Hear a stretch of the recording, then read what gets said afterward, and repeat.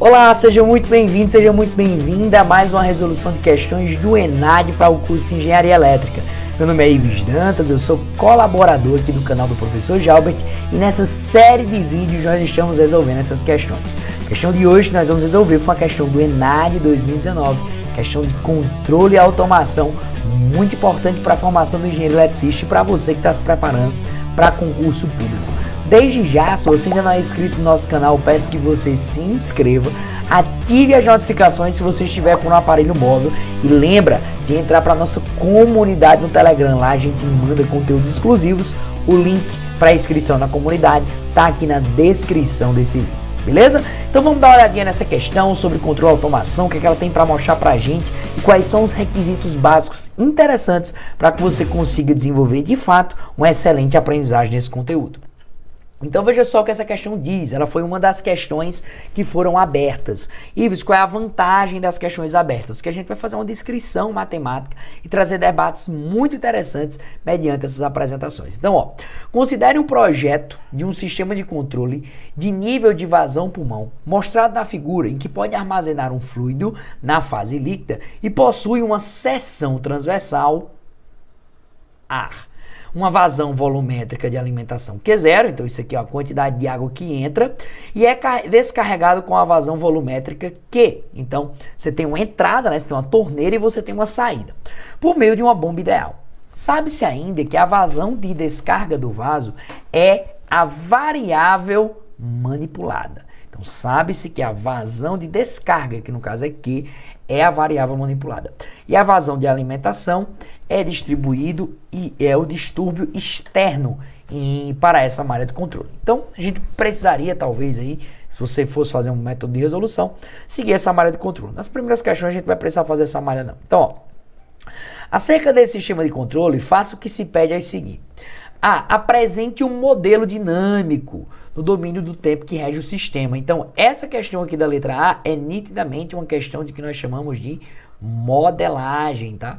Então, a parte de modelagem ela é muito importante para você caracterizar o problema e entender basicamente o que está acontecendo. Bom, então o que a gente precisa visualizar, né? A gente vai utilizar a lei das massas. Como assim a lei das massas? Bom, a gente tem uma quantidade de água, de fluido que entra aqui.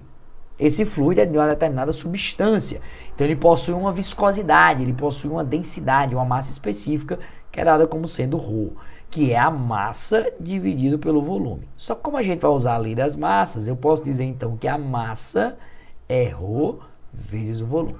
Só que ele deu alguma grandeza bem interessante aqui, área de seção transversal. Então esta área aqui de baixo, ela é A. E aí a gente sabe, é evidente, se a gente aproximar isso para o cilindro, este volume, né, que está aqui embaixo, ele vai ser área da base, que é A, vezes a altura. Então eu posso dizer, no final das contas, que a minha massa ela é ρ, ela é A e ela é H. Ives, dessas grandezas, qual é a que de fato sofre uma variação nesse processo? É a altura. Porque o nível aqui da água ele pode subir ou pode baixar a depender das entradas e das saídas, que nesse caso seriam das nossas vazões, tá? Eu tenho tanto uma vazão em Q0 quanto eu tenho uma vazão em Q, né? Então eu tenho uma vazão de entrada e eu tenho uma vazão de saída. Mas o líquido ele não muda e a área também não muda. Então se a gente fosse fazer a seguinte relação, ó, então para responder a letra A, a gente responder essa letra A, a gente vai utilizar a relação das leis das massas, ou seja, a variação de massa em relação ao tempo, né? Ou seja, a derivada da massa em relação ao tempo, é justamente a entrada, que é ρ, Q0, menos a saída, que é ρ, Q. Ou seja, a quantidade de líquido que entra menos a quantidade de líquido que sai. Se a gente substituir, né, a massa como sendo aqui ρ, A e H, a gente vai ter assim, derivada em relação ao tempo de ρ vezes A vezes H é igual. Aí eu posso colocar ρ em evidência aqui e colocar Q0 menos Q. Né? A entrada menos a saída. O que é constante mesmo, Bom, o que é constante é esses dois caras aqui. Então eles saem da derivada.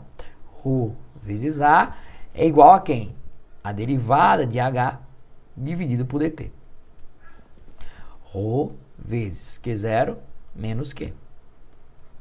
E aí simplesmente a gente simplifica ρ de um lado com ρ do outro, que é o mesmo líquido, e a gente pode passar esse A que está multiplicando e dividindo. Então eu vou ter a derivada da altura ou da profundidade aí desse tanque é 1 sobre A quantidade que entra menos a quantidade que sai.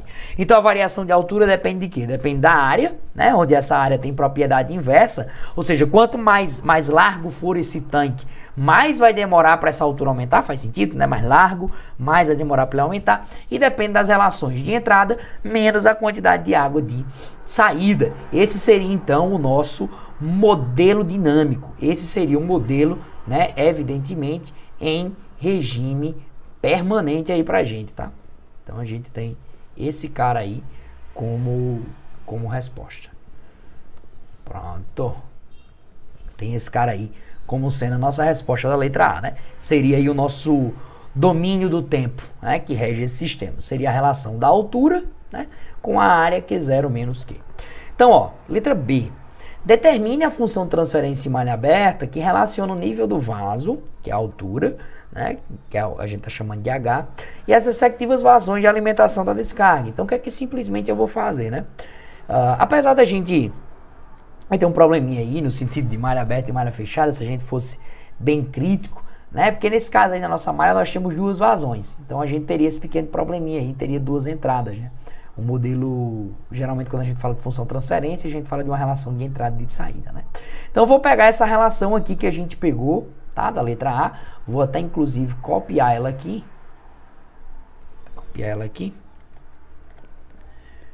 Trazer ela para cá, porque ela vai ser essencial para a gente resolver o nosso item B, certo? Para resolver o nosso item B, o que é que eu vou fazer? Eu vou levar, né, aplicar a transformada de Laplace, evidentemente, aqui nesse nosso sistema, né? Então, aplicando a transformada de Laplace, aqui a gente tem uma derivada, então seria S vezes H de S, tá? S vezes H de S, lembra que a derivada é sempre S vezes alguma coisa, tá? Lembra lá do indutor, relação do indutor, né? Que a gente quando passa, fica SL, né? Ajuda você a lembrar aí. E aí a gente tem, né? 1 dividido pela área, e a gente vai ter Q0, S, menos Q de S. Então, a gente teria como relação aqui, né?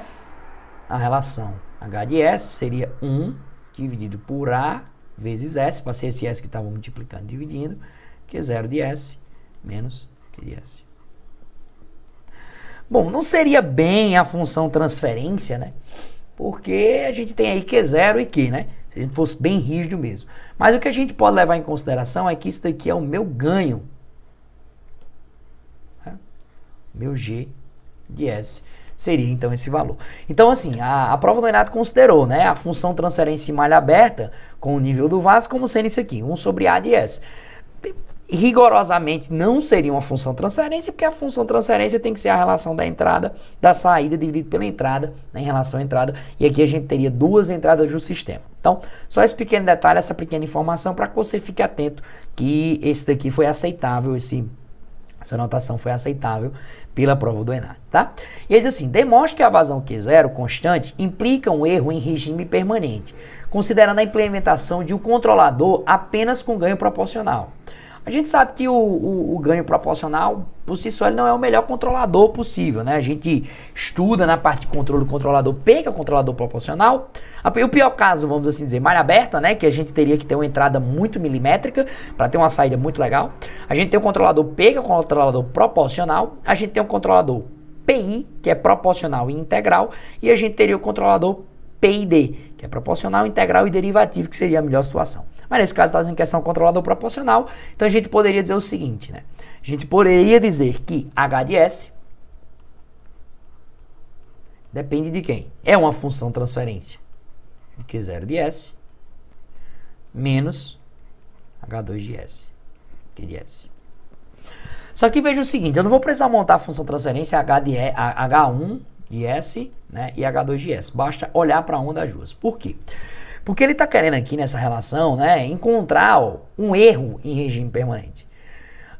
O erro, pessoal, ele depende exclusivamente disso daqui, ó. Dessa nossa saída, dessa vazão do tanque. Por quê? Porque a água vai ficar entrando e esse nível aí, ele só vai subir ou só vai descer se isso daqui não fizer uma vazão suficiente. Idealmente, para manter o nível desse tanque constante, ou seja, para a gente ter essa derivada sendo zero, a gente precisaria, para zerar isso aqui, eu vou até trazer esse comentário, para a gente zerar isso daqui, transformar essa derivada d de h dt em zero, eu precisaria obrigatoriamente que a minha vazão, P0 da saída, fosse igual à minha entrada. E faz até sentido, né? Em outras palavras, para o nível do tanque nem subir nem descer, a quantidade de água que entra tem que ser igual à quantidade de água que sai. Isso faz muito sentido. Então, beleza. Isso aí realmente é verdade e tal, e etc. Então, a saída é um dos fatores que mais influencia nesse sistema. Por que a gente pode dizer isso? Porque a entrada geralmente vai ser constante, né? A gente tem a função, claro que a gente tem a função, mas ela vai ser constante. E se a gente fosse montar, eu acho que H2 de S seria mais interessante, né? Então a gente montando aqui H2 de S, como é que seria a equação aí dessa transferência dele? Seria o ganho dividido por 1 mais Kc vezes o ganho, tá? Seria essa relação de H2 de S. Então a gente teria aqui o ganho, que é 1 dividido por AS, 1 mais Kc, aí 1 sobre AS, ganho, né? Fica AS. Multiplicando tanto a parte de cima quanto a parte de baixo por AS, o que é que a gente teria? A gente teria 1 dividido por AS mais Kc. Veja, quando ele fala erro em regime permanente, a tendência natural é que essa parte de S aqui, que é uma parte derivativa, ela seja nula, né? Até porque quando você calcular a derivada em regime permanente, a gente vai ter uma tendência zero. Então, o nosso erro, ele poderia ser tratado como sendo 1 dividido por Kc. Tá? Só que aí, como a gente teria um erro constante, né? A gente tem QS, então o nosso erro total, vamos assim dizer, seria Q de S, já que Q de S multiplica, dividido por AS. Em outras palavras, a gente chega a uma conclusão bem legal sobre controladores, que é a seguinte: o controlador proporcional, ele tem sempre um valor de erro. Quando a gente estuda isso lá em controle analógico, aplicações de controle, a gente vê que sempre tem um valor de erro. Por menor que ele seja mínimo, tá? E esse fato dele ser mínimo ou não vai depender dessa parcela aqui, certo? Que é o A de S. Mas a gente sempre vai ter um valor constante de erro. Por isso que o controlador proporcional, ele não é o controlador que a gente sempre usa. Geralmente a gente usa o PI ou a gente usa o PID para que a gente tenha uma analogia completa. Então veja o que é que essa questão pediu para a gente. Ela pediu noções de modelagem, ela pediu noções envolvendo a transformada de Laplace e ela pediu aqui uma noçãozinha de controle que a gente soubesse trabalhar com controlador proporcional em malha fechada. E aí eu já utilizei as equações mediante acreditando que você já viu essas equações lá na disciplina de controle analógico, tá? Nossa função aqui é meio que revisar o conteúdo para resolver a questão, então a gente com certeza conseguiu cumprir com essa questão com muita exatidão, com muita destreza e com muita precisão para ajudar você que está se preparando aí para concurso público ou até mesmo para a prova do ENAD. Então isso aqui é uma playlist, é uma série de vídeos, eu espero que você continue acompanhando essa série, são muitos vídeos, muitas resoluções, navega, maratona por essa playlist. Lembra que o nosso canal aqui tem conteúdos excelentes da área de engenharia elétrica, então você se inscreve já, ativa as notificações para não perder nenhum vídeo, seja aulas que a gente tem, seja essas resoluções do ENAD, seja simulações, muito conteúdo bacana e tudo isso você acaba recebendo de forma 100% exclusiva através do nosso grupo do Telegram. Você vai ser sempre notificado por lá, então para entrar, clica aqui na descrição desse vídeo, tá bom? Um grande abraço e a gente se encontra na próxima resolução de questões do ENAD para o curso de Engenharia Elétrica.